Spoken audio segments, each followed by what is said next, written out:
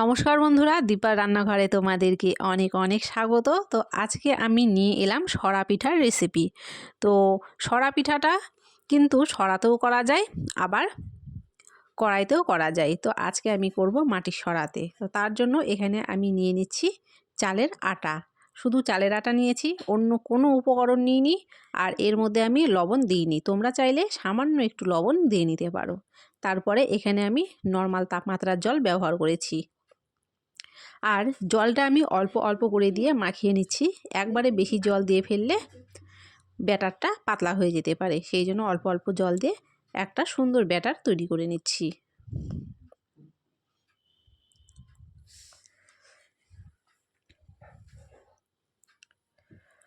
তো দেখো, ব্যাটারটা আমার তৈরি হয়ে গেছে।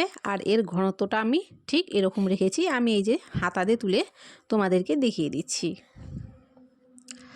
আর আজকের সরা পিঠে বানানোর জন্য আমি এরকম একটা মাটির সরা নিয়েছি। তার মধ্যে প্রথমেই আমি একটু তেল লাগিয়ে নিচ্ছি।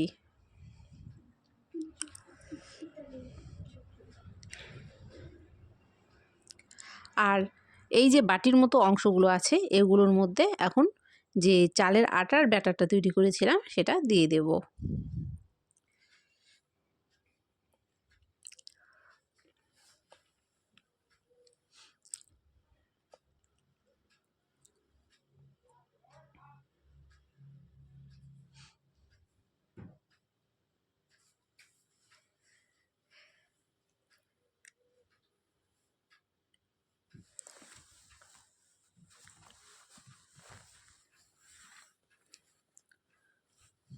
সবগুলো বাটির মধ্যে আমি সমান পরিমাণ ব্যাটারটা দিয়ে এবারে ওপর দিয়ে একটা ঢাকনা দিয়ে ঢেকে দিচ্ছি।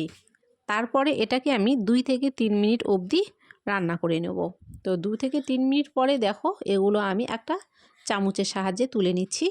আর নিচে থেকেই কিন্তু এগুলো তোলাটা খুব সহজ হয়ে যাচ্ছে। তো এরকমভাবেই সবগুলো সরা পিঠে আজকে আমি বানিয়ে নিয়েছি। তো প্রত্যেকটা পিঠেই খুব ভালো হয়েছে। তো তোমাদের কেমন লাগলো আজকের এই সরা পিঠের রেসিপি কমেন্টে অবশ্যই জানিও। ভালো লাগলে অবশ্যই একটা লাইক করে দিয়ে চ্যানেলটিকে সাবস্ক্রাইব করে দিও। আর তোমাদের সকলকে ধন্যবাদ ভিডিওটি পুরো দেখার জন্য।